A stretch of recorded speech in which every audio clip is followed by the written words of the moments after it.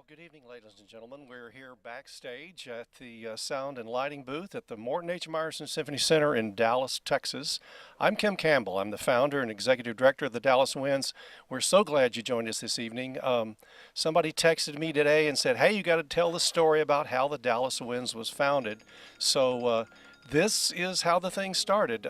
Back in June of 1985, I was a freelance trombonist in Dallas, and I was at Southern Methodist University on a Saturday morning practicing because if I didn't practice there, I would break my lease of my apartment. So I showed up and hadn't shaved that morning, had on a t-shirt with a hole in it and a fairly dirty pair of shorts, and so I was practicing downstairs, and I took a break, went upstairs and was looking at a bulletin board, had my horn with me. And the band director at SMU, a gentleman named Howard Dunn, was there on Saturday morning doing some paperwork.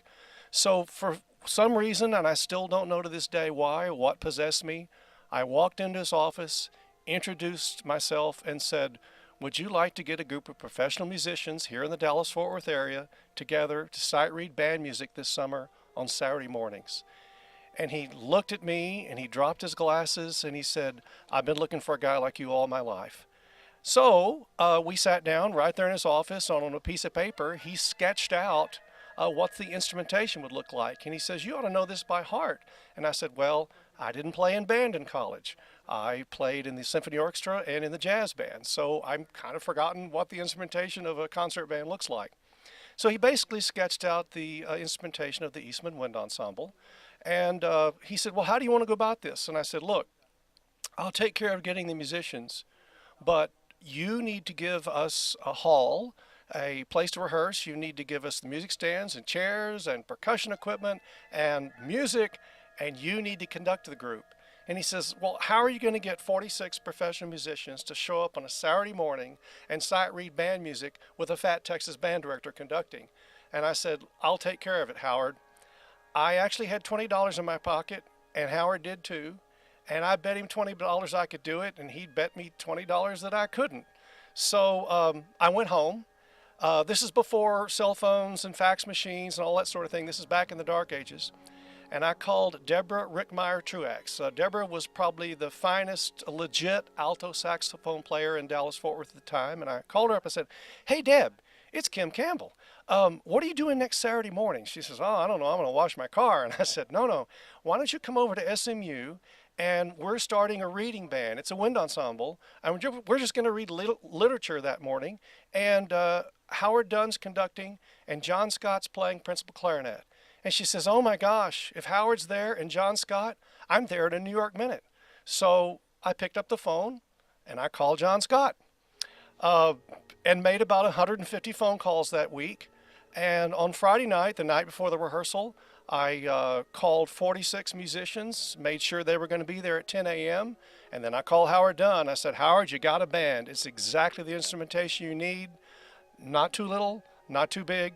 It's precisely what you asked for, and we're going to show up tomorrow at 10. So Howard and I met at 8 that morning. We set up the band. We put the music out. We got ready. And within a few hours, the cream of the crop of the Dallas freelance musician bunch started showing up. And we sight read for about an hour. Howard took a break. We came back after intermission, and he said, so what do you guys want to do next? And somebody said, well, I see the Holst First Suite in E flat in the book. Let's read that. Howard says, how many of you played this? About 4 or 5 hands went up. And somebody says, well, Howard said, why is that? You guys should have all played this. And everybody kind of sheepishly said the same thing I did, that most of them didn't play in band in high school. I mean, in college. They played in the symphony orchestra or the jazz band.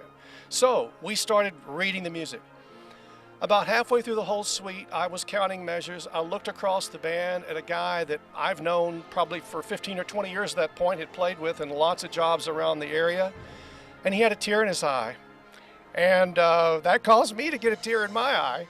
And I realized, at least personally, we had something very special at that moment. When we finished the rehearsal, the consensus was we wanted to continue to do this. And we started talking to folks, and everybody said pretty much the same thing, that even though they played a lot of this literature, they hadn't done it as adults. So now here we were, a band of musicians, all adults, who'd had the things that you do in life. You know, you go through marriages and divorces and deaths and births and all the things that you do in your adult life, and they were bringing all that emotion to that moment. So we knew he had something very special. And that's how the Dallas Winds started. We then did our first concert on August 18th of 1985 at SMU. And in spite of our best efforts, we are still here. So that's the backstory on the Dallas Winds. Next, we're going to do a little pre-recorded segment that comes from our very first concert of the season here at the Meyerson Symphony Center back in September. And it features the beautiful soprano Gila Plittman, and she's singing Eric Whitacre's Goodnight Moon. I think you'll find this quite delightful.